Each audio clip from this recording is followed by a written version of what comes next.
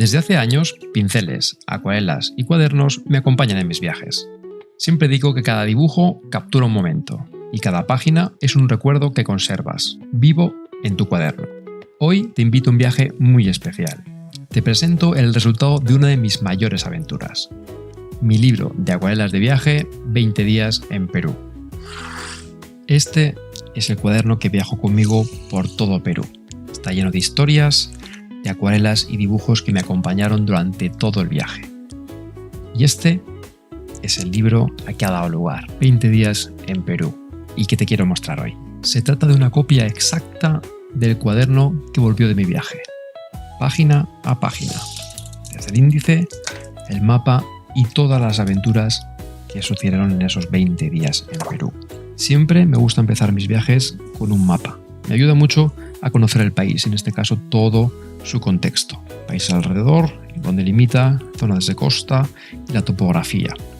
Aquí defino un poquito el planning del viaje y empezamos nuestra aventura.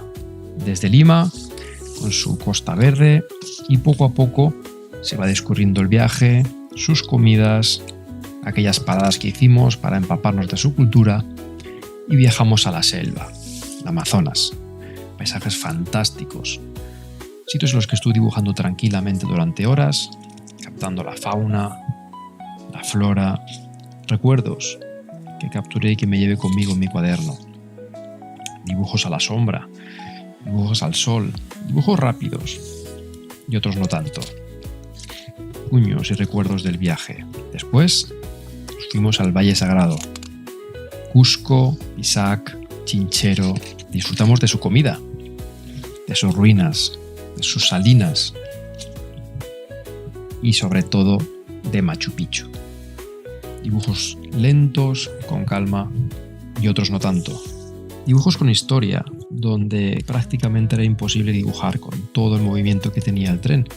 Pero aquí está, otro recuerdo. Los piscos que tomamos y grandes dibujos, grandes experiencias.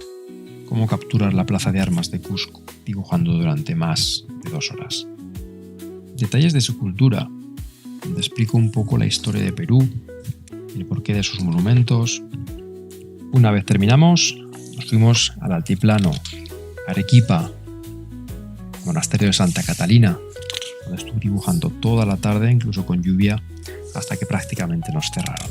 Paisajes especiales como el Cañón del Colca, donde pudimos ver cóndores, volcanes, aguas termales y pequeñas instantáneas donde capturan la esencia del lugar.